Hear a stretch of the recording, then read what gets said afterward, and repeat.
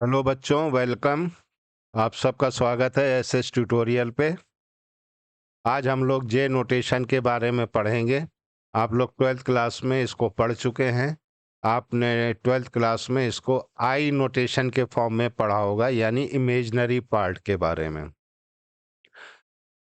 आज हम लोग जे नोटेशन यानी वही आई नोटेशन ही है जो इमेजनरी पार्ट आपने पढ़ा था कॉम्प्लेक्स नंबर में, उसी को आज हम लोग स्टडी करेंगे। लेकिन इलेक्ट्रिकल इंजीनियरिंग में ये जे नोटेशन कहलाता है, और जे से हम बहुत कॉम्प्लिकेटेड एग्जाम्पल्स को इजीली सॉल्व कर सकते हैं। तो चलिए शुरू करते हैं जे नोटेशन। तो सबसे पहले समझ लेते हैं कि कॉम्प्लेक्स प्लेन क्या होता है। तो देखिए, आप कोई भी कॉम्प्लेक्स नंबर है, उसमें दो पार्ट होते हैं। मान लीजिए एक ये है ए प्लस आपने पढ़ा है आई बी, है ना। आई क्या चीज़ है? इमेजनरी। ये वाला नंबर क्या है? इमेजनरी नंबर है। और ये वाला नंबर क्या है? रियल नंबर है। अब इलेक्ट्रिकल इंजीनियरिंग में इसी को इस तरह लिखते हैं, A is equal to A plus J B. A क्या चीज़ है? कैपिटल ए क्या चीज़ है? कैपिटल ए कोई भी कॉम्प्लेक्स नंबर है। और हमें पता है जब कॉम्प्लेक्स नंबर को हम रिप्रेजेंट करते हैं तो उसमें दो पार्ट होते हैं, एक रियल पार्ट और एक इमेजनरी पार्ट। ठीक है ना। तो ए स्मॉल ए क्या चीज है? ये रियल पार्ट है। ये स्मॉल ए क्या है? रियल पार्ट है। और स्मॉल बी क्या है? ये इमेजिनरी पार्ट है, क्योंकि इसके साथ जे लगा हुआ है। तो मैथमेटिक्स में हम लोगों ने 12th क्लास में आई के फॉर्म में पढ़ा था। इलेक्ट्रिकल इंजीनियरिंग में इसको जे यूज करते हैं, आई की जगह जे यूज करते हैं। तो इसको अब इसमें दो नंबर हैं, तो यानी ये कॉम्प्लेक्स नंबर कैपिटल ए जो है ये किस पे डिपेंड कर रहा है? स्मॉल ए और स्मॉल बी पे। ठीक है ना। अब इसमें एक रियल नंबर है, एक इमेजिनरी नंबर है। तो इसका मतलब है कि हम टू डायमेंशनल प्लेन यूज करें। टू डायमेंशनल प्लेन का मतलब क्या है? एक एक्स एक्सिस और एक वाई एक्सिस। तो आप फिगर 1 में देख सकते हैं कि ओ एक्स जो है वो एक एक्स एक्सिस है, इसको कहते हैं रियल एक्सिस, इसे कहते हैं रियल एक्सिस। ठीक है ना। ये आ गया आपका रियल एक्सिस। तो इस पे जो भी नंबर होगा वो रियल नंबर हम लेंगे। ओ वाई जो है ये इमेजिनरी एक्सिस है, ये कहलाता है इमेजिनरी एक्सिस। Imaginary axis. तो अब हमारे पास नंबर क्या है? A is equal to complex number है, इसके दो पार्ट हैं, small A plus J B, plus J B. तो अब ये एक ओपी, पी जो है वो एक कोई भी एक पॉइंट है। पी जो है वो कोई भी एक पॉइंट है। तो अब ये तो हमें समझ में आ गया कि हॉरिजेंटल एक्सिस को रियल एक्सिस कहते हैं, वर्टिकल एक्सिस को हम इमेजिनरी एक्सिस कहते हैं। तो इसको कैसे हम रिप्रेजेंट करें? तो ए को एक्स एक्सिस पे रिप्रेजेंट करेंगे, बी नंबर को वाई एक्सिस पे रिप्रेजेंट करेंगे। तो अब हमारे पास ये रेक्टेंगल आ गया। ओरिजिन से इस पॉइंट तक, पी पॉइंट तक एक लाइन ड्रॉ कर देंगे। और जो एंगल बना रहा है थीटा किसके साथ? रियल एक्सिस के साथ। ये ध्यान रखिएगा, रियल एक्सिस के साथ। अब मान लीजिए A is equal to three plus J four है। ठीक है। तो थ्री कहाँ हम प्लॉट करेंगे? थ्री हम प्लॉट करेंगे रियल एक्सिस पे, फोर प्लॉट करेंगे हम इमेजिनरी एक्सिस पे। और रियल एक्सिस के पैरेलल एक लाइन ड्रॉ करेंगे जो आप देख रहे हैं डॉटेड लाइन है। और वाई के एक्स पैरेलल हम एक लाइन ड्रॉ करेंगे जो आप ये देख रहे हैं। दोनों जहां पे इंटरसेक्ट करेंगी, कहाँ इंटरसेक्ट कर रही हैं? पॉइंट पी पे।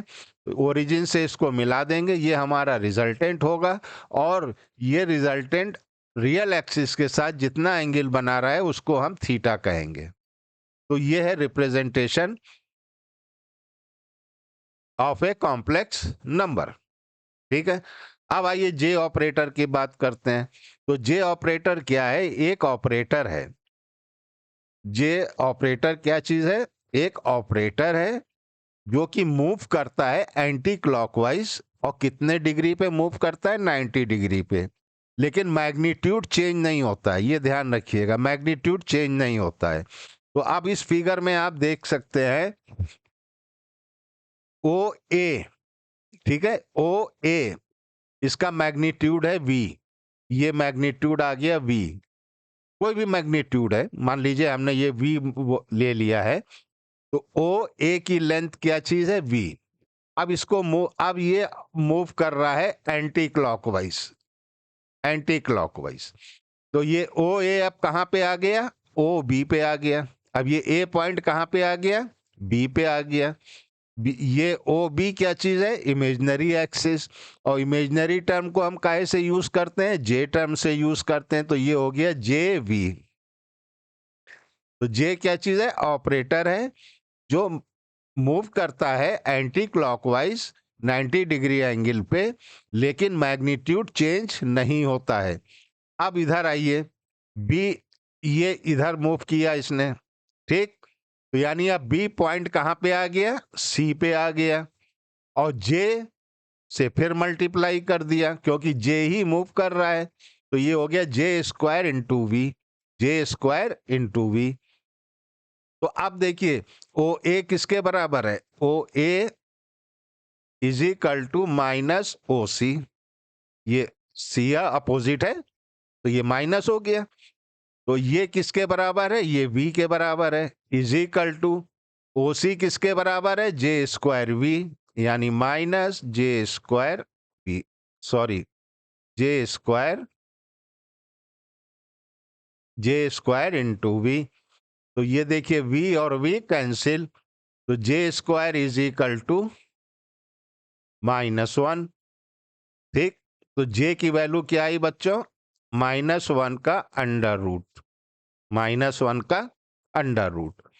अब आइए ये c, अब c फिर एंटी क्लॉकवाइज मूव किया, अब c पॉइंट कहां पे आ गया, d पे आ गया, तो जे स्क्वायर को फिर j से मल्टीप्लाई किया, यानी j, और c वाली वैल्यू क्या थी, जे स्क्वायर इंटू वी, तो ये क्या हो गया, जे क्यूब वी। फिर ये इधर आया, फिर जे से मल्टीप्लाई किया, तो जे क्यूब इंटू वी, यानी J raise to the power 4 into V. तो देखिए वहीं पे आ गया ना, क्लियर। तो अब हमें ये वैल्यू पता चल गई कि J is equal to minus V होता है, J square is equal to minus V, और ये बहुत इंपॉर्टेंट रिलेशन है जो आपको याद रखना है। अब आइए, ये तो हो गया, इसको हम कहते हैं ए प्लस जे बी, को हम क्या कहते हैं, ये मान लीजिए ये ए प्लस, ए कोई कॉम्प्लेक्स नंबर है, प्लस जे बी, इसको हम क्या कहते हैं, rectangular form, rectangular, rectangular form या कार्टेशियन फॉर्म, या कार्टेशियन फॉर्म।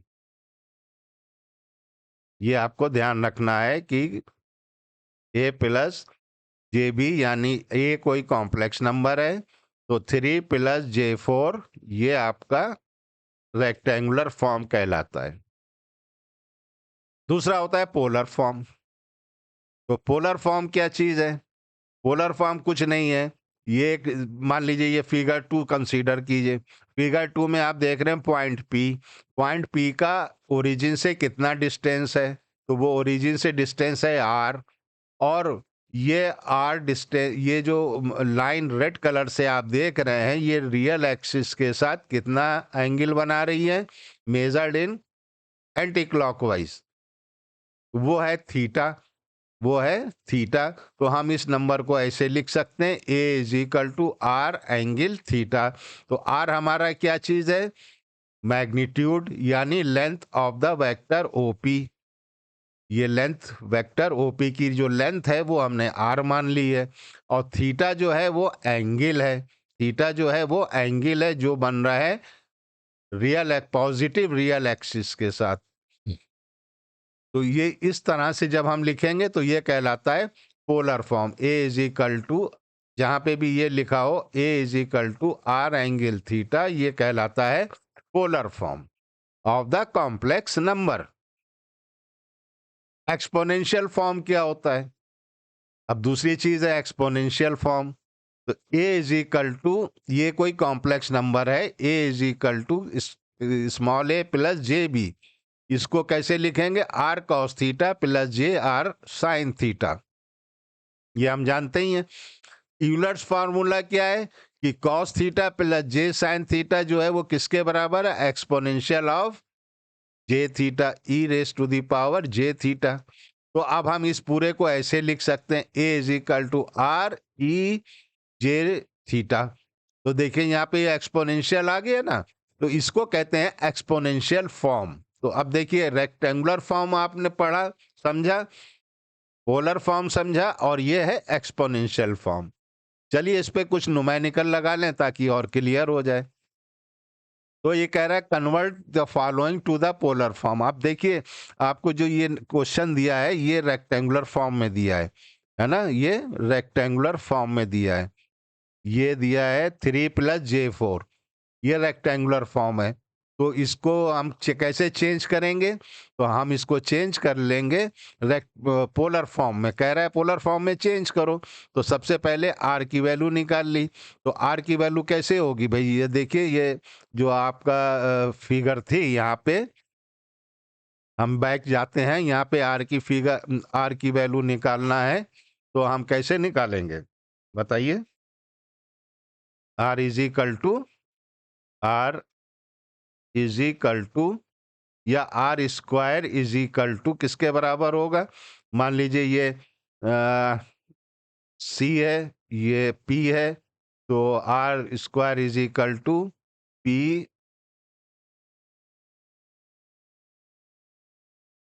पी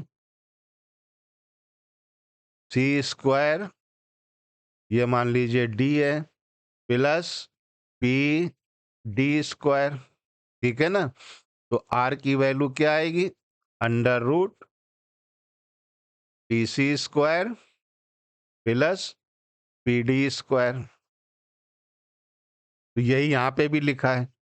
यहाँ पे देखिए क्या हो रहा है। तो ये इसको जब आप प्लॉट करेंगे तो ये कैसे प्लॉट होगा? यहाँ पे ये 3 है और यहाँ पे ये 4 है, तो ये इस तरह से प्लॉट होगा ना। ये आ गया 3 और ये आ गया 4। ठीक, तो ये डिस्टेंस कितना होगा? मान लीजिए ये P है, ये O है, तो OP किसके बराबर होगा? OP is equal to 3 square, Pythagoras theorem लगा दीजिए, 3 square plus 4 square under root, तो ये आ गया आपका 5। एंगल कितना बन रहा है? ये एंगल कितना बन रहा है? तो हम tan थीटा का यूज करेंगे। tan थीटा क्या होता है? Perpendicular upon base. परपेंडिकुलर कितना है? 4, बेस कितना है? 3। तो यहां से आपने निकाल लिया 4/3। अब इसको कैलकुलेटर से कैलकुलेट किया तो एंगल आया 53.1। तो 3+J4 इज इक्वल टू, अब आप लिख सकते हैं कि 5 मैग्नीट्यूड है और एंगल कितना है? 53.1। क्लियर? अब आइए बी पार्ट। अब बी पार्ट में क्या है? 6 दे रहा है, तो 6 दे रहा है तो इसका मतलब ये है कि ये आपका रियल पार्ट है, इमेजिनरी पार्ट इसमें नहीं है। तो हम इसको ऐसे लिख सकते हैं 6+J0। फिर वैसे ही निकाला 6 square plus 0 square is equal to 6, तो मैग्नीट्यूड आ गया 6।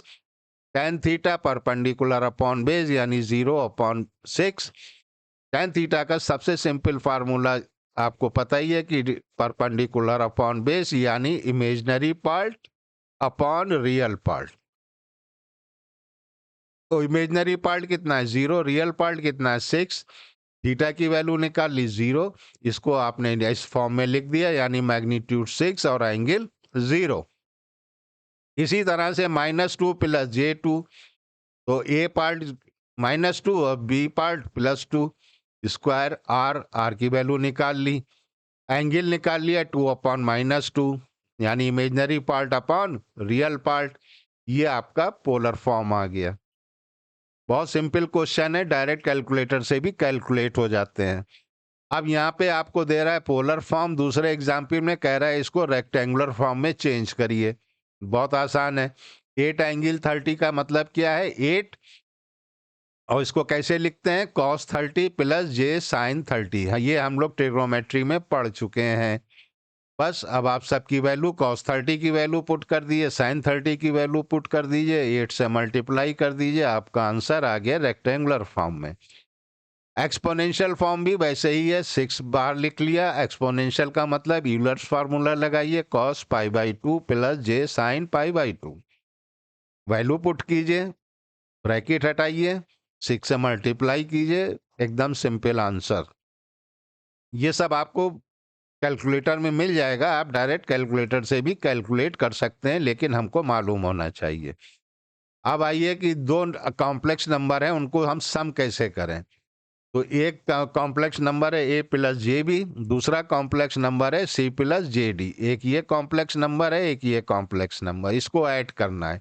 ऐड करना बहुत सिंपल है, रियल पार्ट को ऐड कर दीजिए, इमेजिनरी पार्ट को ऐड कर दीजिए। तो क्या आएगा, इसका आंसर क्या आएगा, ए प्लस सी, ये देखिए ए प्लस सी, इमेजिनरी पार्ट को ऐड कर दिए, बी प्लस डी, ये इमेजिनरी पार्ट आ गया। एग्जाम्पल ले लिए, एक ये एग्जाम्पल है 5 प्लस जे 6 प्लस 2 प्लस जे 3। रियल पार्ट क्या हुआ, 5 और 2 ऐड कीजिए 7 आ गया। इमेजिनरी पार्ट ऐड कीजिए 6 और 3 यानी 9 आ गया। ये आपका आंसर आ गया। अब ये प्रोडक्ट ऑफ कॉम्प्लेक्स नंबर, यानी अगर मल्टीप्लाई करना है तो बिल्कुल अलजेब्रा वाला फार्मूला लगेगा। यानी ए से पूरे इस पूरे को मल्टीप्लाई किए, ए से सी को मल्टीप्लाई किया, ए सी आ गया। ए से जे डी को मल्टीप्लाई किया, जे ए डी आ गया। यहाँ पे सिंपल अलजेब्रा वाला तरीका लगेगा। जे बी को सी से मल्टीप्लाई किया, जे बी सी आ गया। आप जे बी को जे डी से मल्टीप्लाई किया, जे स्क्वायर डी आ गया। जे स्क्वायर का वैल्यू हमें पता है -1 होती है, तो बी डी क्या हो गया, माइनस का। तो एक वैल्यू आ गई A C minus B D, दूसरी आ गई जे प्लस जे ब्रैकेट में A D plus B C. ये एग्जाम्पल आपके सामने सॉल्व कर दिया।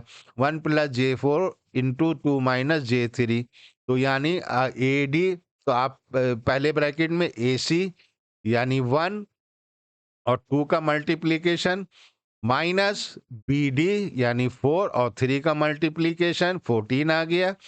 इसी तरह से इस यहाँ पे वैल्यू पुट कर दी, तो आपके पास आंसर आ गया 14 प्लस जे 5। अब इसमें एक्सपोनेंशियल अगर मल्टीप्लाई हो रहे हैं तो कोई दिक्कत नहीं है, मैग्नीट्यूड मल्टीप्लाई हो जाएंगे, R1 R2 मल्टीप्लाई हो जाएंगे। और एक्सपोनेंशियल की जो पावर है, हम लोग जानते हैं कि अलजेब्रा में एक्स की पावर जब मल्टीप्लाई होती हैं तो एक्सपोनेंट ऐड हो जाते हैं।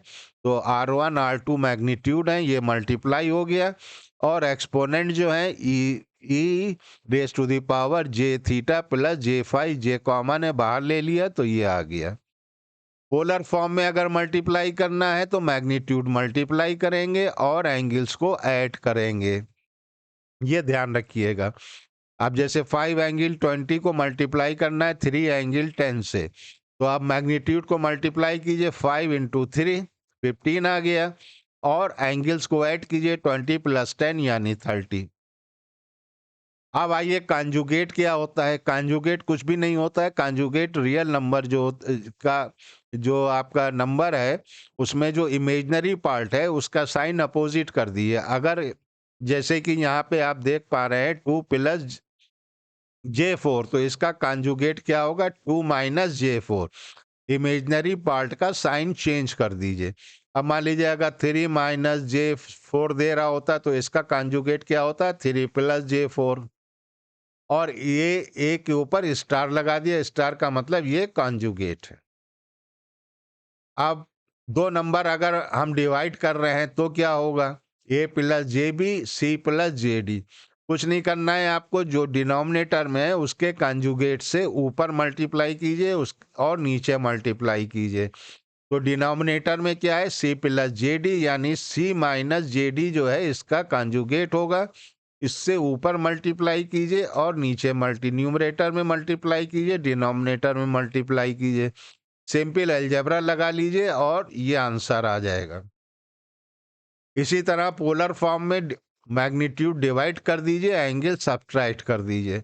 R1 अपॉन R2 की को डिवाइड R1 को R2 से डिवाइड कर दीजिए और एंगल सब्सट्रैक्ट कर दीजिए। ये एंगल जब अल्फा ऊपर जाएगा तो माइनस का हो जाएगा, थीटा माइनस अल्फा। इसी तरह से अगर एक्सपोनेंशियल का डिवीजन है तो मैग्नीट्यूड डिवाइड कर दीजिए और एंगल को सब्सट्रैक्ट कर दीजिए, ई की power J theta minus phi. ये फाई जब ऊपर जाएगा तो निगेटिव हो जाएगा। ठीक है, तो उम्मीद है कि आपको ये समझ में आ गया होगा। तो एक बार और फिर समझा दें, 2 प्लस J3 अगर है तो आप क्या लिखेंगे, 2 square plus 3 square under root, और एंगल क्या निकालेंगे, इमेजनरी टर्म tan थीटा क्या होगा, 3/2। तो थीटा की वैल्यू आप निकाल सकते हैं tan इनवर्स 3/2।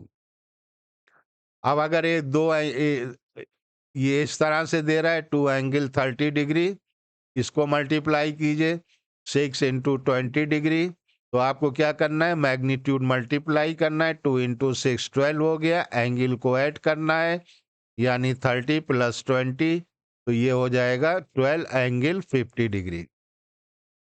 अब इसी को अगर आपसे कहा जाए 6 एंगल 20 डिग्री, इसको डिवाइड कीजिए 2 एंगल 30 डिग्री से, तो आप इसको डिवाइड कीजिए मैग्नीट्यूड को, ये आ गया 3, तो आपका आंसर आएगा 3। और एंगल जो है वो 20 माइनस 30 यानी कितना आया, 3 एंगल माइनस 10 डिग्री। तो बहुत सिंपल क्वेश्चंस हैं, आप बहुत आसानी से इसको सॉल्व कर सकते हैं, लेकिन ये इलेक्ट्रिकल इंजीनियरिंग में बहुत ज़्यादा यूज़ होता है, इसलिए इसको आपको समझना बहुत ज़रूरी है। आपको मालूम होना चाहिए कि जे ऑपरेटर को कैसे यूज़ करते हैं, इससे बड़ी कैलकुलेशन बहुत इजीली सॉल्व हो जाती हैं। तो ये वीडियो आपको कैसा लगा ज़रूर बताइएगा, और चैनल पे नए हैं तो सब्सक्राइब कीजिएगा, वीडियो लाइक और शेयर कीजिएगा और अपने फ्रेंड्स को भी रिकमेंड कीजिएगा। मिलते हैं नेक्स्ट वीडियो में, टिल देन गुड बाय।